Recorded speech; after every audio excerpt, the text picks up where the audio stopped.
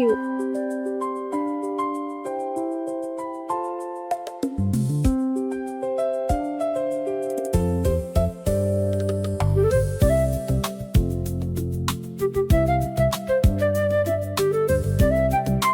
বেচারা বিজয়।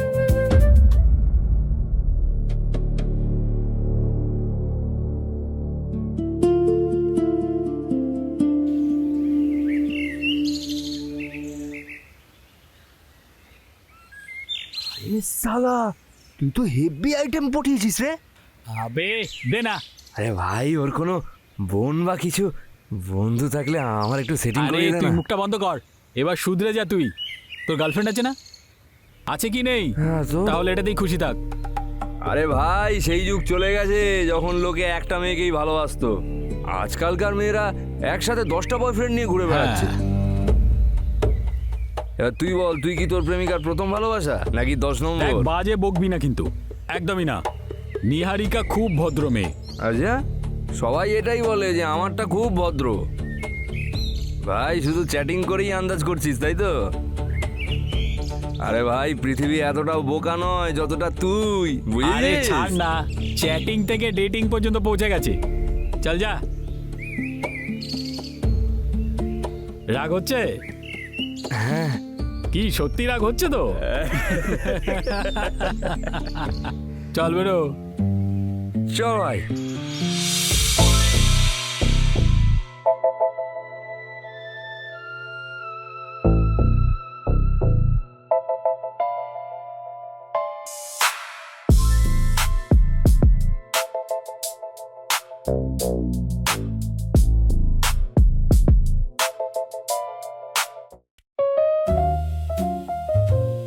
Profile pic edit করে দাও নাকি? হ্যাঁ, তোমার মতো তো সবাই এত সুন্দরী দেখতে হয় না। না, আই মিন, মানে আপনার তো খুবই ফটোজেনিক ফেস না? তুমি কোনো কাজ পেলে? জব? হ্যাঁ, খুঁজছি আমি। এমনিতেও আগের জবের থেকে যদি বেটার জব পাই তাহলেই না, তাই তো? যখনই আমি কোনো বেটার অপশন পেয়ে যাব, I will go for that. By the way, তোমার প্র্যাকটিস কেমন চলছে? আমার কাজ তো সেবা করা। ভীষণ বোরিং প্রফেশন। সব দুঃখী মানুষরাই ডাক্তারের কাছে আসে। কখনো এখানে ব্যথা, কখনো এখানে ব্যথা, কখনো এখানে।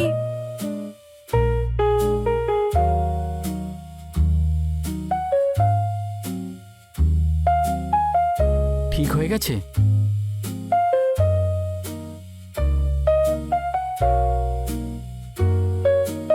এমনিতে এমনিতে তুমি ডক্টর কবে থেকে হয়ে যাবে? 1 বছরের ইন্টার্নশিপ, তারপরেই আমি ডক্টর হয়ে যাব। আর দায়িত্বও বেড়ে যাবে। একটা কথা জিজ্ঞেস করব? তুমি বদলে যাওনি তো? কেন? ফোনে তো বেশ সেক্সি সেক্সি কথা বলতে তুমি, আর এখানে তুমি প্রফেশনাল। সব জায়গাতেই ভদ্র হয়ে থাকতে হবে? তাহলে আমি শুরু করব?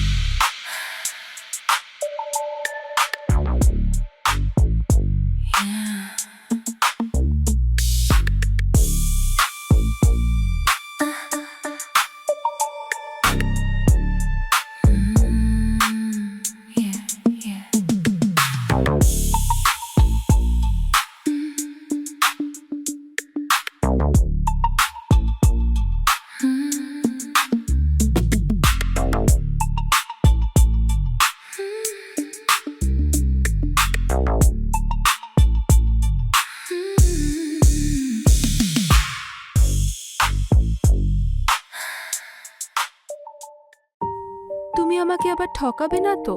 তুমি এরম কথা কখনোই ভাববে না। সত্যিকারের ভালোবাসি তোমায়।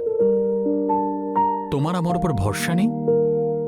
বিশ্বাস আছে, কিন্তু কি বলো তো, যদি তোমার মন উঠে যায় তখন তখন আমি কি করব?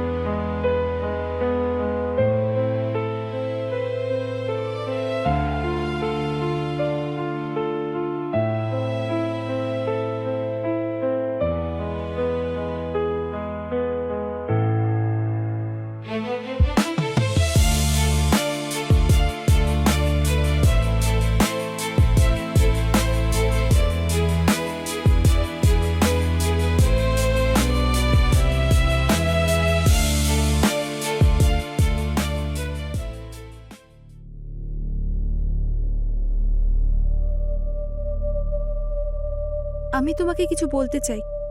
বলো। আমার একটা দোষ আছে। বন্ধু? কোন বন্ধু? মঙ্গল দোষ। আমার যার সঙ্গে এই বিয়ের কথা হয় হুম। সে মরে যায়। আমি এসব কুসংস্কার মানি না। তুমি যদি বিশ্বাস না করো, তুমি যখন বলবে তখনই বিয়ে করব। তুমি কেন বুঝতে পারছো না? এসব হয়। আমার পিসিও আগে এসব কথা মানতো না, অন্ধবিশ্বাস বলতো, আর এখন বিধবা হয়ে বাড়িতে বসে আছে। এসব বাজে কথা, সব মিথ্যা কথা। শোনো, তুমি যদি রাজি থাকো না, আমার বড় বড় মানুষদের সঙ্গে আলাপ আছে। তুমি যদি বলো আমি কালকেই বিয়ে করতে পারি তোমায়, কাল বললেই কাল। কাল 10টার সময়? তুমি আমাকে এত ভালোবাসো? 10টার সময় আসছো তো?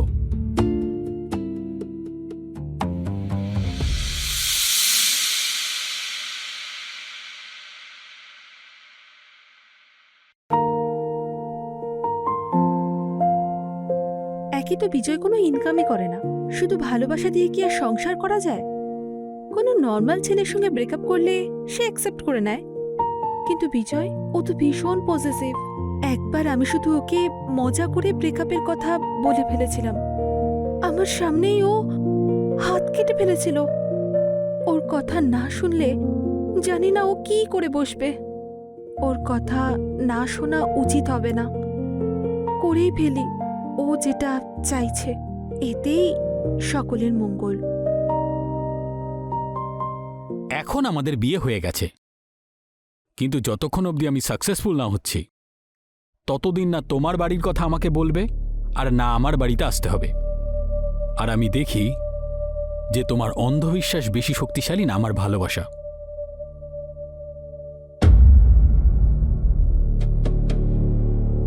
চলো গিয়ে ফুলসজ্জা করি।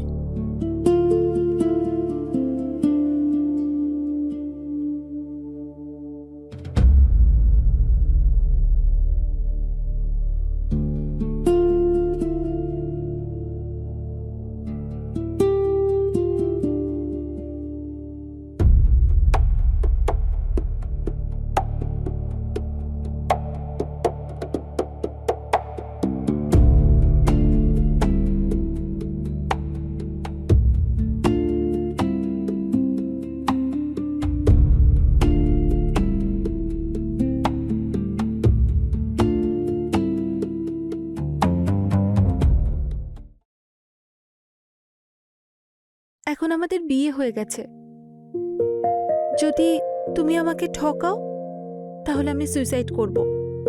তোমার দিব্যি। আরে তুমি কি উল্টোপাল্টা কথা বলো নিহারিকা? সব কিছুর একটা সীমা থাকে, কমপক্ষে আজকে তো তুমি শুভ শুভ বলো। ভুল করেও যদি তোমার কিছু হয় আমি মরে যাব। I will commit suicide. তোমার জন্য কি ছাদ থেকে ঝাঁপ দিয়ে মরে যাব আমি? না না, এরকম তাহলে? কেন করবে? এক কাজ করা যাক, একটা করে সুইসাইড নোট লিখি। কি? আমি এটা লিখব, তোমাকে যদি না পাই তাহলে আমি মরে যাব, আর তুমি এটা লিখবে, আমাকে তুমি না পেলে তুমি মরে যাবে। কি যে বলো তুমি, কি বাজে বকো তুমি নিহারিকা। ডায়েরিটা দাও আমাকে।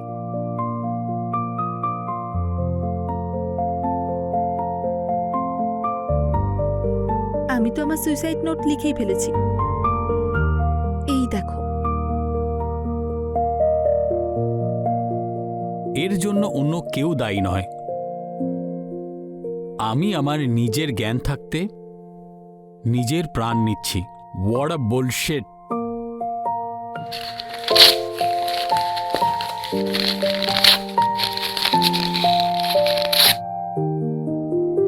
তাহলে এবার লেখো। আও!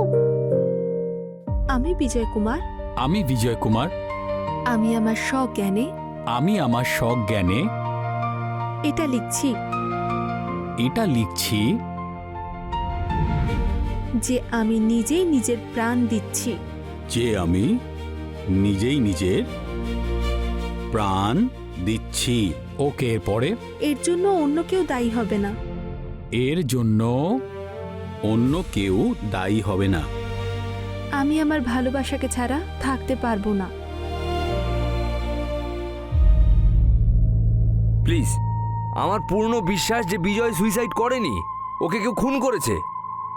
কিন্তু ওর কাছ থেকে যে সুইসাইড নোটটা পাওয়া গেছে তাতে তো স্পষ্ট লেখা আছে যে ও সুইসাইড নিজের ইচ্ছায় করেছে।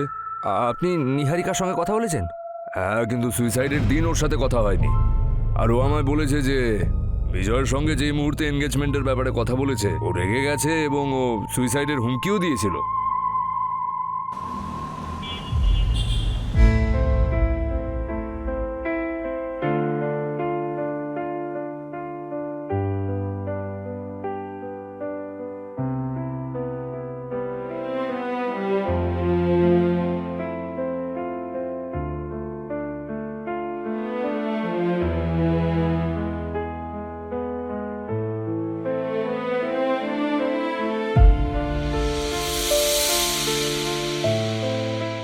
আমি তোমার উপরে খুব রেগে আছি, কিন্তু দিস ইজ ভেরি ব্যাড। তুমি সব সময় লেট করে আসো আর আমাকেই অপেক্ষা করতে হয়, and this is very bad Niharika. আর এটা কি কোল্ড ড্রিঙ্ক? কেন? তোমার গরম মাথাটাকে ঠান্ডা করার জন্য। কিন্তু দুটো কেন? কারণ এখানে একটা শর্ত আছে,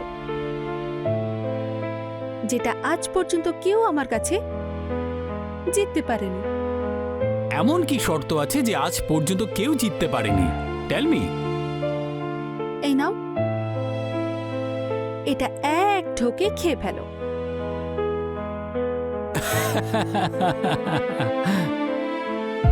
বাচ্চার মতো কথা বললে তো। এই দেখো,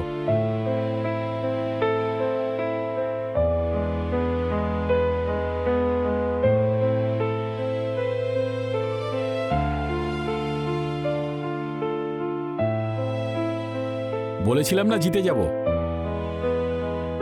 এখন হাক করো আমাকে। এটা ফার্স্ট টাইম হলো যে আমার কাছে কেউ জিতে গেল, তাহলে তো করতেই হয়।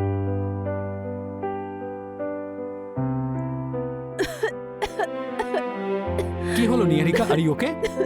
নিহারিকা, are you okay? Niharika, Niharika, Niharika.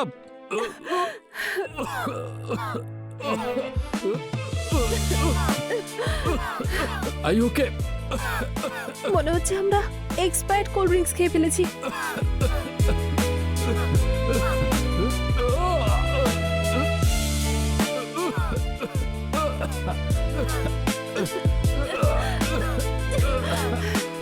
Niharika, Niharika,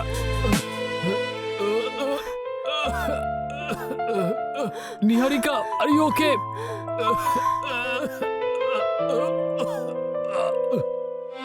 are you okay Niharika? Niharika, Niharika.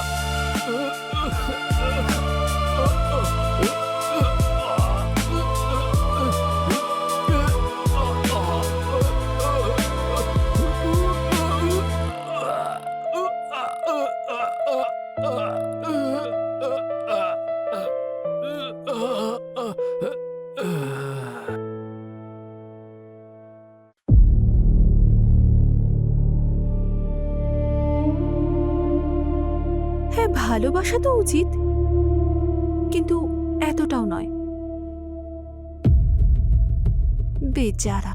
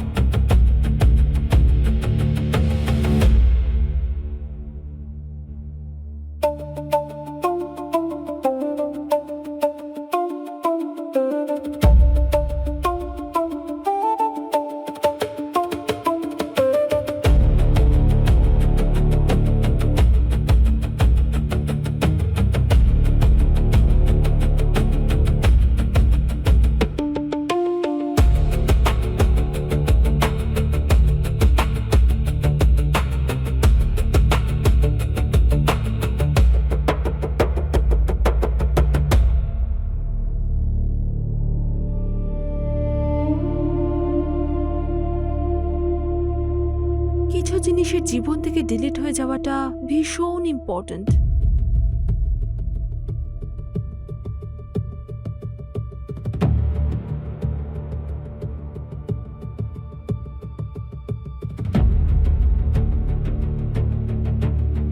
High Anup, I love you.